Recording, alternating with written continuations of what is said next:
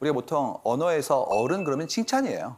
아, 어른 다 됐네. 그다음에 또 어른 같다 얘기하면 굉장히 칭찬이죠. 그래서 자신의 삶을 책임질 수 있고 그다음에 제대로 사는 사람들을 어른이라고 우리는 희망하는 게 아닐까에 대한 부분을 봅니다. 근데 이렇게 얘기하고 나면 두렵죠. 나 어른인가? 맞아. 내가 내 책임 있는 삶을 살고 있느냐? 그다음에 그걸 위해서 어떤 부분들의 노력과 거기에 따르는 자산을 취득했는지에 대한 것들이 궁금해지는 거예요. 사람들은 보통 어떤 수준에 도달해야지만 어른이라고 이제 불러왔단 말이에요. 여기서 중요한 건 뭐냐면 어른이 어떤 사람이냐에 대한 우리의 퍼셉션이 있는데 이 뒤가 걱정이라는 거죠.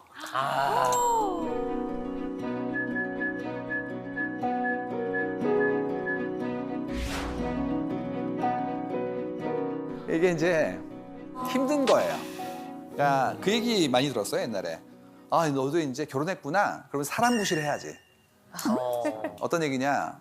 친척들 대소사도 찾아뵙고, 그다음에 누구 돌잔치도 가야 되고, 뭐 이런 얘기도 막 나온단 말이죠. 이제 일가를 이뤘으니까 드디어 네가 사회적 구성원으로서의 책무를 다해야 되는 거 아니니? 이런 얘기들이 암묵적으로 엄청 들어온단 말이에요. 그러면 이제 드는 생각은 그거죠. 아, 나도 이제 집단의 일원으로서 책임을 다해야 되는구나라는 중압감도 있고, 또 한 가지는 그걸 못했을 때의 불안함이 있잖아요. 그러니까 명절이 두렵죠. 5월은 진짜 힘들죠. 그렇지. 맞지.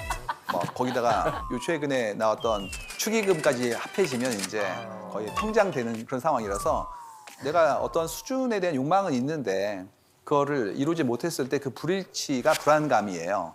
그래서 불안감을 어떻게 바라볼 것인가에 대한 것들을 바라보는데 이게 팬데믹 때 엄청 늘어났어요. 그 불안감, 외로움에 대한 부분들은 굉장히 빠르게 늘었거든요.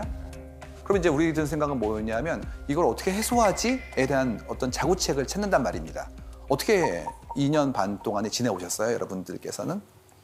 사실 이제 공연 같은 경우는 일단 기본적으로 관객들이 이제 들어와야지 저희가 공연이 이루어지는 건데 아무래도 사람이 많이 몰리는 형태는 많이 좀 저희가 그 권장하지 않는 분위기였기 때문에 개런티도 좀 깎아야 되고 네. 이미 그렇게 시작을 했는데 출연하는 배우가 혹여 어떤 바이러스 감염이 됐다고 하면 이게 공연 자체가 그냥 무산이 돼버리니까 경제적인 거에 굉장히 큰 타격이 이제 있었죠. 오늘 오신 모든 분들이 똑같은 일을 겪으셨을 거예요. 그러니까 불확정해지는 거예요. 그렇죠. 그러니까 내일 일을 알 수가 없고 지금의 나의 기반이라는 것이 얼마만큼 유리 같은지를 알게 된 거거든요. 내가 미래에 대해서 잘 몰라왔는데 그 미래에 대한 기존의 아주 작은 기준마저도 흔들리기 시작하는 거예요. 그럼 이제 어떤 일이 생기냐면 불안감이 커집니다. 그만큼의 불안감이 때에 따라서는 우울감으로 오기도 하고 병리적 현상으로 나오기도 하고 이런 일들이 막 벌어지고 있죠. 그래서 이제 예전에는 꺼리던 정신과를 내과 가듯이 가는 거예요. 그래서 이제 그러한 부분들의 본인의 도움을 적극적으로 청하는 분들이 엄청 늘고 있어요. 그래서 예전 같았으면 뭐 현실이 때문에 정신과에 잘 가지 않아요 이러는 분들이 이제 그렇지가 않고 내가 직접 검색해 봤고요. 의지를 가지고 한번 극복해 보려고 하고요. 추천받았어 이런 식으로 적극적으로 바뀌고 있어요. 굉장히 다행이죠. 그래서 이런 부분들을 선택하는 능동적 키워드에 올라간다는 것은 우리가 그런 어려움을 예전처럼 이렇게 쉬쉬하거나 계속 방치하는 것이 아니라 내가 나름대로의 방법을 넘어선 전문가의 도움으로 이제 해결하고 싶어 한다라는 것을 볼 수 있죠. 그러다 보니까 이제 국민 멘토 오은영 박사님이 굉장히 소중한 분으로 올라오고 있고 심리 상담소 컨셉의 프로그램들이 엄청 인기를 끌고 있죠. 재밌는 건 예전에는요 그런 상담 코너 같은 게 주로 부부 상담이 많았고 그분들이 아침 방송에 나오시면 항상 그늘막 뒤에 있었어요. 그래가지고 얼굴 안 보여주시고 그다음에 목소리 변조하고 이렇게 나오셨는데 이제 그렇지가 않고요. 일반인 분들도 본인 얼굴 다 밝히시고 얘기하시잖아요. 이유가 다 힘들기 때문이에요. 맞아. 나도 힘들고 당신도 힘들고 우리 모두 힘든 겁니다. 그만큼의 어려움을 이제는 사방에 알리고 적극적으로 도움을 받고 있기 때문에 그만큼의 열려진 상황이라는 것이 우리에게 좀 더 나은 위안을 줄 수 있도록 바뀌고 있다는 얘기예요. 그때 도움을 얻어야 되는데 이 도움의 고민이 과연 나한테만 있는 것이냐 우리 모두에게 있는 것이냐에 따라서 처방이 달라요. 나한테만 있는 거라면 내가 노력하고 내 환경을 바꾸려는 시도를 해야겠죠. 근데 그렇지 않고 우리 모두한테 있는 거라면 전체 문화를 바꿔야 돼요. 이 얘기를 좀 해보도록 하겠습니다. 이건 좀 시리어스한 얘기인데요. 인생 주기에 따라서 어떤 고민을 하고 있느냐 이제 이 문제를 본 거예요. 재밌는 거는 뭐 20대, 30대, 40대, 50대 다 각자 본인 삶의 스테이지에 맞는 고민을 합니다. 예를 들어서 20대 같은 경우에는 취업, 그리고 30대 분들도 마찬가지로 취업과 연인 관계 같은 것들 굉장히 중요하죠. 새로운 사람 만나고 헤어지고 이런 작업들이 경험이자 스트레스일 수 있으니까. 근데 3040 같은 경우에는 직장 생활도 있지만 부동산 이슈가 이 문제는 너무나 민감하기 때문에 말씀을 드리기 너무 어려운데 일단 주거 환경에 대한 우리의 기준이 올라가고 있는데 도저히 감당할 수 없을 만큼 자산의 격차가 커지니까 여기에 따르는 어떤 낭패감과 전망감 같은 것들이 나오는 것들이 보이고요. 50대, 60대는 드디어 이제 건강 나오고 그리고 부부에 대한 어떤 사이나 관계에 대한 것들이 나옵니다. 좀 차이가 있다면 40대 이하에는 어떤 건강, 의사 이런 부분들이 이제 올라오는 게 50, 60대예요. 그래서 당연히 이제 관리하고 치료하는 작업들을 해야 된다는 게 나오고요. 저희가 이제 마음은 따로 볼 때가 있어요. 근데 이 경우도 마음은 좀 따로 봤어요. 이유가 너무 스트레스가 많으셔가지고 봤더니 여기에 역할이 단순히 마음이 아니었어요. 엄마로서, 딸로서, 그다음에 누군가의 며느리로서 이런 것들이 엄청 나오는 거예요. 관계에 의한 스트레스가 많으셔가지고 이런 부분들이 참 어렵구나라는 것을 알게 된 거죠. 그래서 이걸 보면 드는 생각이 각자 나이별로 고민이 있다. 고민이 당연히 오는 거일 수도 있고 어떤 건 사회적 형태의 텐션이 있는 것도 있는데 어쨌든 있다라는 걸 이제 알게 된 겁니다. 그래서 여쭤보고 싶어요. 어떤 고민이 있으신지. 성현석 씨 있으십니까? 요즘 고민?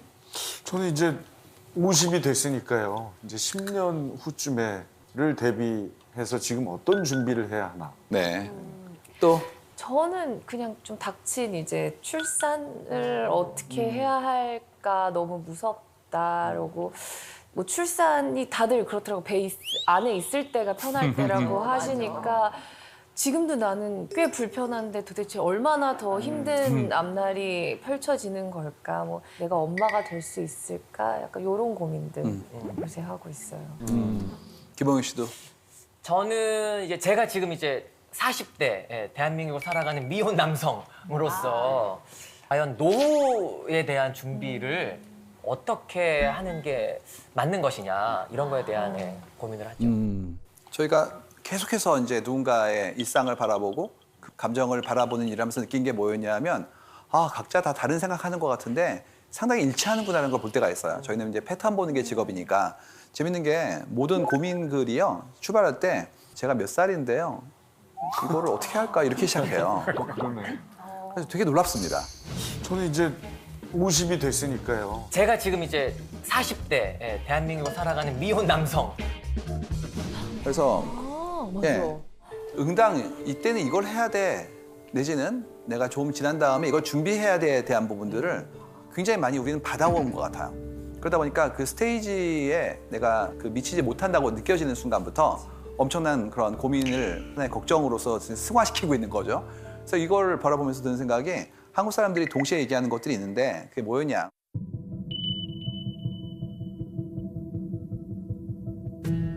이게 바로 시간, 돈, 나이를 늘 얘기해요.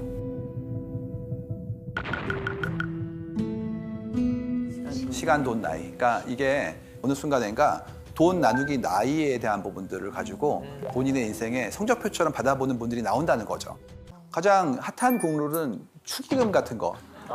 맞아. 여러분, 축의금 국룰 보여드릴까요? 절치는 10만 원 더하기 알파고요.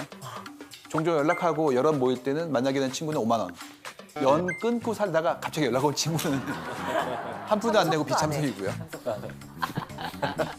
전체 회식 때 한 번 대화해본 다른 부서 박대리는 3만 원과 비참석.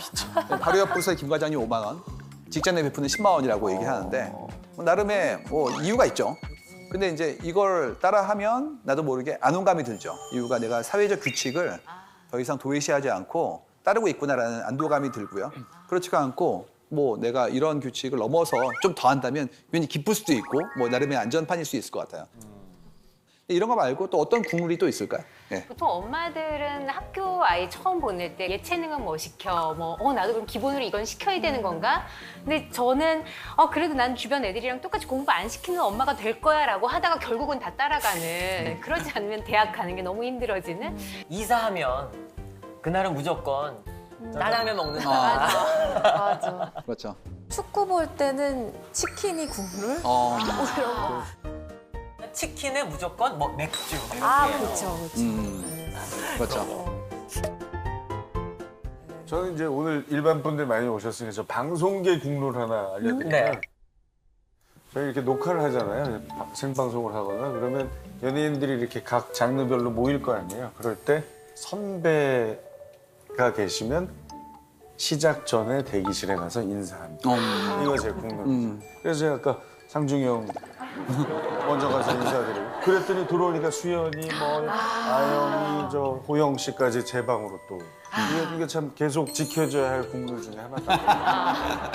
그런 국룰이 있어서 저는 이제 제가 가려고 했거든요.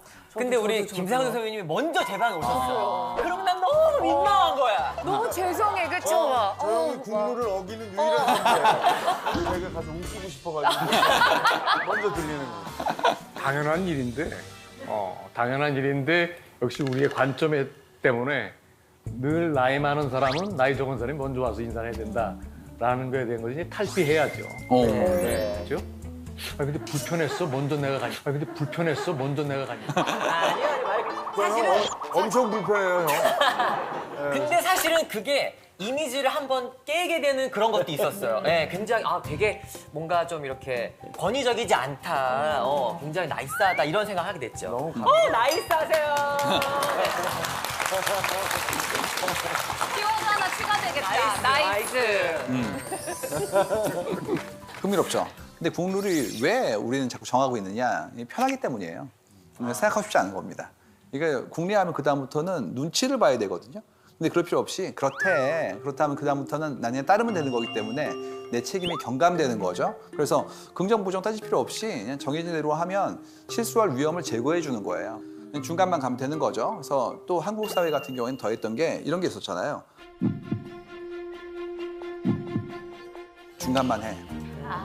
네, 튀면 사람들한테 주목받아서 정 맞는 것이고 떨어지면 왕따 당할 수 있으니까 가운데 있어. 평타쳐. 이게 나왔단 말이에요. 근데 평범하게 살고 싶다는 얘기죠. 근데 재밌는 거는 이 평균이라는 것 자체가 어떤 의미가 있느냐. 평균적인 거는 이제는 AI가 학습해요. 그러니까 나도 모르게 평균을 하는 순간부터 난 대체될 수 있어요. 그러니까 이제는 평균을 추종하는 일은 좀 제한해야 됩니다. 함께 있는 아이가 특이합니다. 축복받으신 거예요. 얘는 대체되지 않거든요. 그렇지가 않고 남들이 하는 대로 하는 것들은 가운데 있는 룰을 기반으로 디자인할 수 있기 때문에 그런 일들은 이제는 사라집니다. 그렇기 때문에 독특함, 유일함 이런 부분들, 고유성에 대한 부분들은 굉장히 중요해지고 있다. 여러분, 반공일이라는 말 아세요? 반공일. 반공. 예, 반공일. 그런 단어가 있었어요. 반공일이라고. 혹시 아십니까? 모르십니까? 그렇죠. 토요일이죠. 예, 반만 일하고 반만 쉰다고. 우리가 주 5일제를 하게 된 지가 얼마 안 됐어요. 이유가 큰 규모의 회사는 벌써 꽤 됐죠. 작은 규모의 회사는 얼마 안 됐습니다. 그리고 주 52시간제라는 이런 이슈도 나온 지가 얼마 안 됐죠. 그러니까 지금까지는 한국 사회는 무리하게 계속해서 일하는 사회였어요. 그리고 그걸 독려했죠. 있잖아요. 뭐 이런 거. 김대리 몇 시에 갔는데요, 어제? 몇 시요? 훌륭한데 뭐 이런 거. 뭐가 훌륭합니까, 그게? 근데 그때는 그랬었거든요. 그러다 보니까 시간 자원에 대해서 내가 얻을 수 없었던 거예요. 그러니까 어떻게 됐냐면 월요병 오죠. 월요병이 뭐냐면 월요일부터 토요일까지 한 덩어리인 거예요. 이유가 업무 시간 이후에 계획이 안 돼요. 왜 안 되냐 하면 이랬다고요. 6시 내 회의할까 뭐 이런 거. 회의가 하다 보니까 7시 됐네. 밥 먹고 할까 이런 거. 또 있죠. 밥 먹은 다음에 밥 먹으면서 얘기합니다. 목이 출출한데 맥주 한잔 하는 게 어때? 뭐 이런. 그리고 일은 내일 하지 이거. 이게 레퍼토리가 있었거든요 그때. 그러니까 주중에 약속을 못 잡았다고요. 이유는 항상 어떤 형태의 모임이 있을지 모르기 때문에 5분 대기조 같았단 말이에요. 근데 지금 어떻게 되죠? 딱 6시 가보면 아무도 없죠. 옛날에는 6시에 나가면서 먼저 일찍 가겠습니다. 뭘 일찍 가요? 근무 다 했는데. 근데 지금은 그냥 가득 걸로 됐죠. 얼마 안 됐어요 이게. 그럼 어떤 일이 생기냐 하면 주중에도 업무 시간 이후에 나의 시간이 있죠. 그러면 뭐 내가 운동을 하거나 공부를 하거나 시간을 보내거나 가족들과 이게 가능해졌기 때문에 예전보다 월요병의 텐션이 좀 줄고 있어요. 이유는 월화수목금이 분절되기 시작한 거예요. 이런 혜택이 아니라 당연한 권리인데 이제서야 왔기 때문에 한국 사회에서 시간은 권력이었어요. 근데 이제 그거를 갖기 시작한 게 1번이고요. 두 번째는 뭐냐면 비대면 근무요. 근데 지금 뭘 저희가 보고 있냐 하면 이런 거 보고 있어요. 우리 근무 시간에 음악 듣는 거 좋아 이런 거 나오기 시작했어요. 유튜브를 듣는다가 나왔어요. 그래서 유튜브를 들어? 그럼 듣죠. 여러분 유튜브 듣죠. 옛날에 유튜브를 보는 거였죠. 지금 어떻게 되어 있냐면 그냥 플레이리스트. 네. 일할 때 듣기 좋은 음악, 글 쓸 때 듣기 좋은 음악 이런 거 틀어놓고 일하고 있잖아요. 근무하고 있고. 이게 가능했던 이유가 재택근무라는 것도 무시할 수 없습니다. 회사에서 이어폰을 끼고 근무를 하는 것을 허용하는 조직과 아닌 조직과 굉장히 많은 형태의 감도 차이가 있죠. 여기서 여쭤보진 않겠습니다. 그러니까 이게 재밌게도요. 옛날에는 그거였어요. 회사에서 음악 들으면 안 되죠. 왜요? 이래야지. 그냥. 그냥. 난 네가 즐거운 게 싫어. 너무 충격인데요.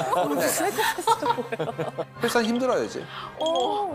근데 무서운 얘기 많아요. 엘리베이터 타고 이게 올라가는데 나보다 젊은 직원분이 들어오셨을 때 그 직원분이 웃으면서 아, 안녕하세요 그랬더니 요즘 좀 한가한가 봐. 와. 이런 얘기들. 경직된 사고와 구조를 가지고 회사는 어려운 것, 힘든 것, 그러니까 열심히 하는 사람들은 어려워해야 되는 것, 이런 사고를 가지고 있는 분이 있다면 이어폰을 듣는 행위는 싫은 거죠. 집중하지 않으니까. 근데 여러분 어떻습니까? 이어폰을 듣고 공부하는 게 더 나은 분들도 있고 일할 때 빨라지기도 하죠. 노동요. 그래서 지금 그게 엄청 올라가기 시작했어요. 팬데믹 때. 이런 분들한테 출근에 다시 그랬더니 어떤 일이 벌어지느냐. 그만둘까? 이유가 업무는 잘하고 있는데 왜 가야 되는 거지? 내가 근무의 방식이라든지 형식을 선택할 수 없다면 그만둘까? 이런 것들이 미국에 나왔어요. The Great Resignation이라고 그래가지고 대퇴사다. 방식을 결정하고 싶다. 이유가 일을 2년 반 동안 했는데 성과를 냈다는 거예요. 그렇기 때문에 출근을 해야 되는 거냐에 대한 부분들이 치열하게 논의되고 있다. 이런 것들이 만들어지고 있습니다. 시간의 주체성을 갖고 싶어 하는 거예요. 출퇴근의 시간을 안 쓰고 싶어 하는 거예요. 내가 일하는 거소와 업무의 방식 자체를 어떻게 만들 것인가에 대한 것들을 내가 처음으로 고민하기 시작한 겁니다. 내가 어떻게 정의되고 그다음에 사회적 영향력을 확보하는지에 대한 부분들은 지금까지 직업으로 많이 얘기했어요. 아이덴티티를 직업으로 이제 매핑시키는 거죠. 그다음에 이렇게 커리어를 오랫동안 쌓아오신 분은 엄청난 공력이 있으시잖아요. 근데 다른 거라는 게 다른 일을 내가 탐하는 게 아닌가? 그다음에 내 본업에서의 어떤 소중함을 훼손하는 것이 아닌가에 대한 갈등을 느끼게 되거든요. 완전 다른 거예요. 그래서 지금 우리가 굉장히 그 전환기에 있는 거예요. 지금까지는 어땠었냐면 그거 아시죠? 겸업금지. 들어갈 때 각서 쓰죠. 두 가지 이러면 안 되죠. 뭐 이런 것들. 그래서 업무 시간 끊은 다음에 하는 일에 대해서도 제한하거나 관여하거나 이런 일들이 비일비재했는데 이제는 이게 언제 문제가 생기냐 하면 이런 일이 생깁니다. 저 이번에 주말에 휴가를 내는 것도 아니고 그냥 바다 쓰레기 줍기를 갔다 오려고 해요. 그랬을 때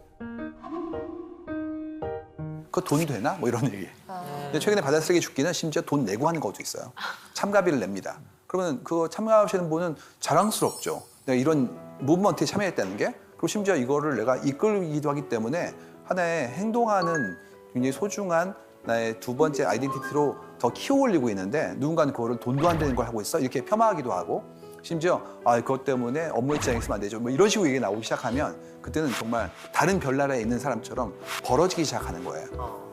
내가 지금 이거에 소득이 없더라도 난 도모하고 있는 건데 경험을 쌓고 있는 건데 더 이것도 있어요. 기여하고 있는데 이것도 있습니다. 로컬 커뮤니티 우리의 사회 변화에 내가 같이 동참하고 있는데 이거를 소득이 있지 않은 직업으로서 인식하는 분들이 나오기 시작했거든요. 굉장히 소중한 하나의 우리 사회 변화에 정말 중요한 팩터 중에 하나라고 볼 수가 있습니다. 그러다 보니까 이제 뭐가 나오냐? 나의 가치와 나의 기준을 유지할 만큼의 독립적인 삶에 대한 주도권을 가지고 있을 것인가가 이제 마지막에 나와요. 다시 말해서 자각을 했죠. 네, 느낍니다. 난 여기 있을 사람이 아니야. 이제 어디 갈 거냐, 어떻게 살 거냐에 대한 부분들, 혹은 타협할 거냐. 일정 부분만큼은 타협을 하고 소울리스죠. 일은 하지, 소울 없이. 하지만 이제 내가 하고 싶어하는 일에 대해서라면 더 많이 몰입하고 이런 것들이 나오게 되고 특정한 어떤 직업이라든지 직장에 더 이상 목매지 않고 나의 소득과 소비에 대한 부분들을 잘 밸런스를 해가지고 내 삶을 살아나겠다는 부분들이 많이 보여지게 되니까 자연스럽게 경제적 독립을 얘기해요. 그래서 일정한 수준 이상의 금전을 모으거나 준비를 해서 나는 현재의 직업에서 다니고 싶은 기간이 제한되어 있기 때문에 평가 보상 체계를 빨리 주세요가 나오기 시작했어요. 예전에 우리 방식은 뭐였냐 하면 이거였어요. 처음에는 일을 배우고 그다음에 전체의 구조에서 내가 빠르게 움직이는 일을 하고 있는 사람이기 때문에 평가 보상은 좀 받게도 돼. 나중에 고위직급자가 되면 그때 많이 평가해주고 보상해줄게 이런 식으로 이연된 보상이었어요. 근데 지금 뭐가 나오기 시작했냐면 이렇게 나옵니다. 그러니까 사원분은 약간 좀 힘들게 일해도 나중에 부장님 되면 더 나아지니까 다 같이 함께 가자고 그랬더니 그때까지 안 다닐 건데요가 나온 거예요. 명백히 안 다닐 거다. 그렇기 때문에 지금 달라. 이게 나온 거예요. 그래서 이거는 어떤 거냐면 그분의 가치관과 사회 변화가 함께 버무려진 거예요. 예전에는 평생 직장, 연공 서열, 그다음에 집단주의 이런 것들이 잔재 함께 가는 거다. 그러니까 부족해도 함께 가고 그다음에 과외도 함께 가고 우리는 사이좋게 이런 얘기였고 지금은 저는 일을 했으니까 저한테는 지금 보상하세요로 사회가 바뀌고 있는 겁니다. 그걸 이제 뭐라 부르냐면 공평보다 공정이라고 불러요. 이런 일들이 언제 또 이슈가 나왔냐면 이번에 팬데믹 때 나왔어요. 왜 그러냐? 협업의 툴을 통해서 각자의 기여도가 산정되면서 프리 라이더가 누군지가 보여지기 시작한 거예요. 예를 들어서 이런 게 나오는 거죠. 월요일 날 김사원이 그거를 완성한 거예요. 근데 그거를 화요일 날 박 대리님한테 드린 거죠. 박 대리님이 그거를 바로 박 과장님한테 토스를 한 거예요. 근데 박 과장님이 그거를 3일간 처박아 놨어요. 그 다음에 마지막 날 부장님한테 드렸어요. 부장님이 그걸 들고 와서 본부장님한테 드린 거죠. 본부장님이 훌륭한 플랜이라고. 역시 3팀이 최고. 그런데 데이터를 열어봤더니 김사원이 만든 거였단 말이에요. 그리고 그 가운데 있는 사람들이 아무도 손 안 댄 거예요. 그래서 리비전 없이 나흘간 딜레이가 됐기 때문에 오히려 가운데 있던 분들은 시간을 지체하고 기여가 없었다는 것이 보여지게 된 겁니다. 우리가 하고 있는 일들이 이제는 계측되어지는구나. 과정이 다 남는구나. 그래가지고 지금 많은 글들이 뭐가 나오냐 이런 거 나옵니다. 일하지 않는 사람 빠져라. 지금까지 협업이라는 그런 테두리 속에서 있었던 가운데 있었던 일하지 않는 사람들의 무임승차가 이제는 좌실이지 않겠다는 것들이 올라오기 시작한 겁니다. 나는 여전히 아이인 것 같은데 어른이 되어 있고 그다음에 또 한 가지는 그 어른이라는 분들이 예전에는 굉장히 크고 모든 거를 해결해 줄 수 있을 것 같았는데 막상 내가 얼마만큼 불안하고 나약한지를 알게 된 거죠. 그렇기 때문에 이런 모든 변화를 내가 어떻게 수용할 것인가에 대해서 지금 숨가 빠지고 있어요. 근데 여기에 팬데믹이 오고 그다음에 지금 나왔던 자동화가 되면서 더 어려워지는 겁니다. 지금 키오스크 엄청 많죠. 처음에는 뭐 공공기관 쇼핑몰 갈 때마다 체온 측정하는 정도였어요. 지금은 뭐 QR코드 넣고 그다음에 소독약 나오고 인식되고 이런 것도 나오고요. 또 한 가지 뭐가 나오냐면 가는 곳마다 이제는 상점이 자동화되기 시작했어요. 제가 얼마 전에 서울 시내 한 아파트 단지에 갔었는데 거기가 엄청나게 큰 단지인데 1, 2층이 상가로 꽉 채워진 거예요. 근데 최근에 상가가 쉽지 않거든요. 왜냐하면 배달 서비스도 있고 그다음에 또 세탁도 도와주시고 이러니까 동네 상권이 어려워요. 근데 여기는 분양이 끝났더라고요. 봤더니 절반 이상이 무인이었어요. 무인 독서실, 무인 운동하는 곳, 심지어 무인 갈비집도 있었습니다. 갈비집 뭐였냐 하면 밀키트 갖다가 구워 먹는 그런 시스템이었어요. 그래가지고 지금 가는 곳마다 엄청나게 무인이 많아지고 있는데 근데 이슈는 뭐냐면 그거를 어떤 분은 좋아하시지만 어떤 분은 힘들어하시죠. 로봇 카페가 생겨가지고 제가 가서 관찰하면서 봤었는데요. 흥미로운 게 젊은 분들은 오셔가지고 아무렇지도 않게 앱을 사용하시고 앉아서 막 공부도 하더라고요. 근데 나이가 드신 분들은 들어오길 주저하시는 걸 본 거예요. 아이들과 함께 오시면 들어갈 수가 있는데 아닌 경우에는 이렇게 쭈뼛거리시다 가시더라고요. 그래서 이제 뭐가 생각나냐 하면 예전에 제 어렸을 때 생각이 났어요. 제가 이제 막내로 자라가지고 세상 일에 서투르니까 저희 어머니가 저를 데리고 은행에 데려가시더라고요. 그래가지고 뭐라고 하셨냐면 여기 통장 만들어 보라고. 그래서 제가 나는 낯설고 무서워서 못한다고 말씀드렸더니 해보라고 하셔가지고 엄마는 뒤에 계시고 전 앞에 가서 만들었거든요. 그때 뭘 느꼈냐면 뿌듯함을 느꼈어요. 아, 내가 어른이 하는 일을 했구나. 그리고 그때 뒤에 계신 엄마가 돌봐주셨던 것이 엄청난 의지로 남아있었거든요. 근데 지금은 거꾸로 제가 어머님들을 돌봐드려야 될 나이가 된 거예요. 이유가 어머님들이 인생의 지혜가 쌓였지만 밖에 있는 QR코드니 아니면 키오스크니 이런 부분들은 힘들어하시죠. 그러니까 이제는 오히려 그런 나이가 드신 분이 인생의 지혜와 무관하게 생존의 어려움을 겪을 만큼 우리 삶이 더 복잡해지고 있는 거예요. 그렇기 때문에 어른이 된다는 게 예전에는 그냥 지혜를 얻고 삶의 기준이 생기고 경험이 생기면 어른이 되었지만 이젠 그렇지가 않고 뭔가 제대로 하기 위한 학습과 습득에 대한 부분들이 요구되는 형태대로 가고 있다는 얘기입니다. 그렇다면 이제 어른이라는 것은 독립적이어야 되고요. 그다음에 배려와 영향력을 갖출 수 있어야 되고요. 제일 중요한 부분인데 사회 변화에 맞춰갈 수 있어야 돼요. 이렇게 하는 거야가 아니라 이렇게 하는 거구나 라고 새로 배우고 그런 새로 배운 경험들을 어떻게 상대편에게 나의 지혜와 함께 녹여서 전달할 것인가에 대한 부분들을 바라봐야 되겠다라는 얘기가 이제 떠오르게 되었습니다.